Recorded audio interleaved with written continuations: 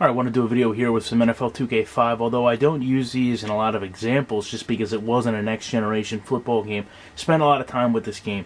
Very accurate, authentic representation of NFL football.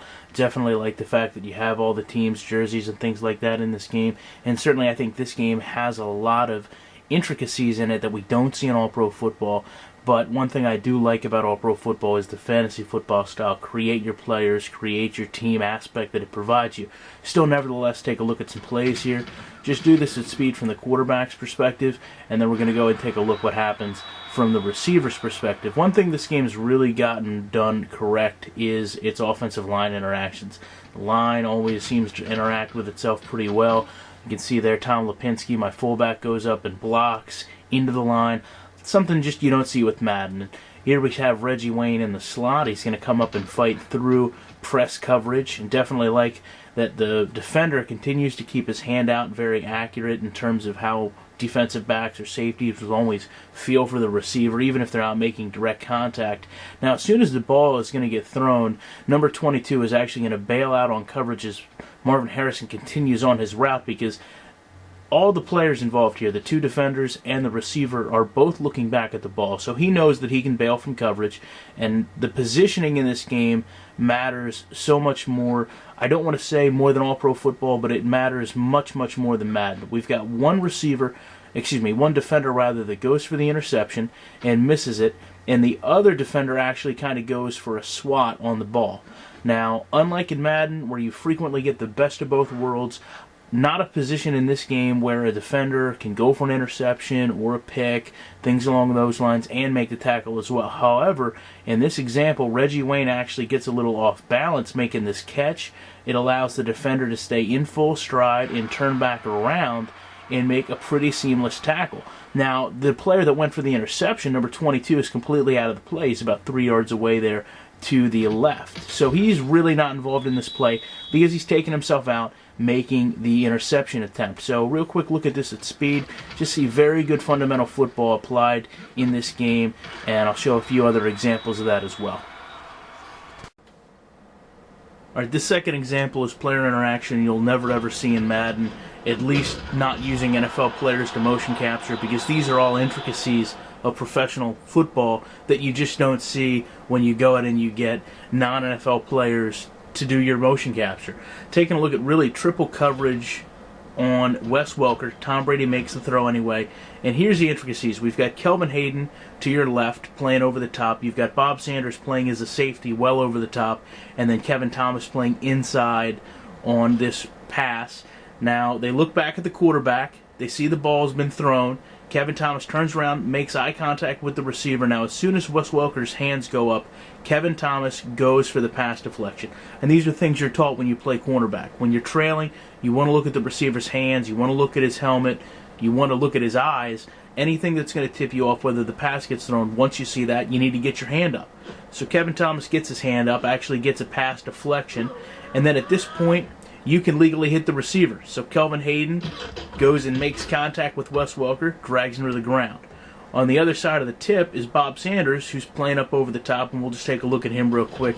Trail off into a zone as soon as the ball gets thrown. Helmet very steady on the receiver, on the ball. Tip comes in, fairly seamless catch, and then he'll take up off the field before he gets tackled with with Randy Moss.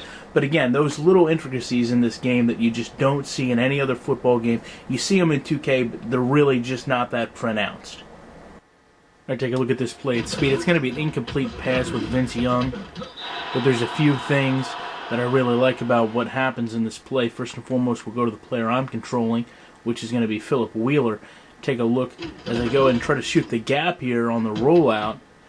Look at the cutback block that the computer does. Now, I mean, normally, that would be something that frustrates you when the computer pretty much shuts you down. But look at what Chris Johnson does here. Comes up, turns back around, realizes the linebacker is going to come through, and then just lays down, essentially, to pull the block off so that his quarterback can get the ball thrown.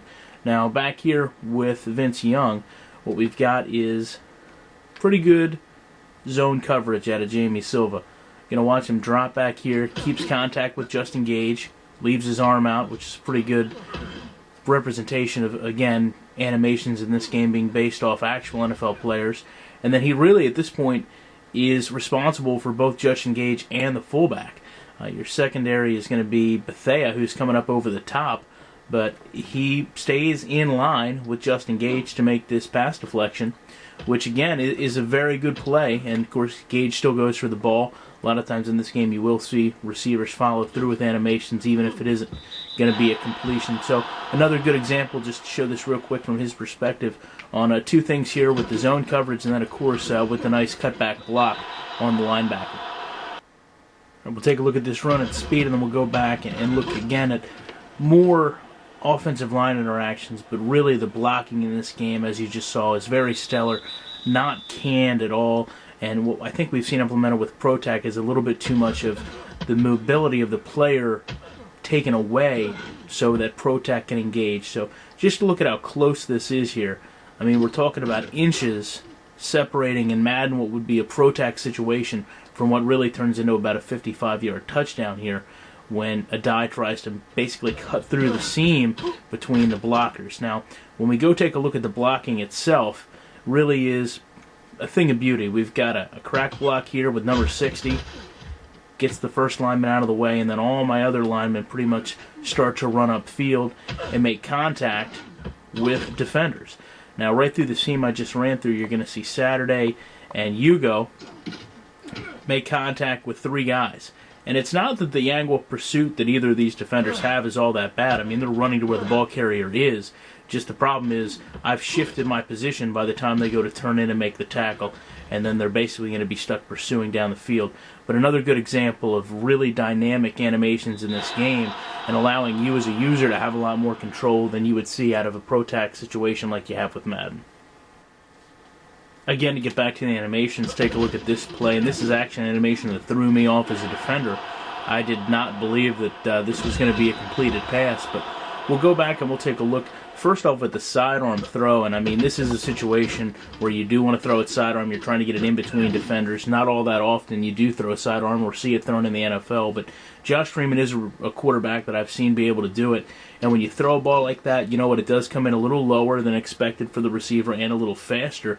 And you see here it just goes through the hands of Mike Williams. There you see me as the defensive back run over to the left because I believe it's going to be a batted pass, and I want to try to be able to intercept it. But again, when we talk about animations of this game being done professionally by actual receivers, you know, this is an extremely seamless set of animations that are triggered by a sidearm throw. And you see him be able to reach back, get the ball, and then actually be able to get it, tuck it in, and outrun some of the Seattle defenders. So again, something you're not going to see consistently, but something that has a very realistic cause and effect and a pretty realistic outcome as well, in my opinion.